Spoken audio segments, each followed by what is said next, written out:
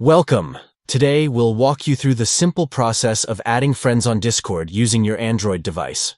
Whether you're reconnecting with old friends or meeting new ones, adding friends on Discord is easy and quick. Let's get started with the steps. First, open the Discord app on your Android device. Make sure you're logged into your account. Next, look for the Friends icon, which is represented by a person with a plus sign. You'll find this icon located at the bottom of your screen. Go ahead and tap on that. Now, in the top right corner, you'll see an Add Friend button. Tap that to move to the next step. Here's where you'll need the username and Discord tag of the person you wish to add.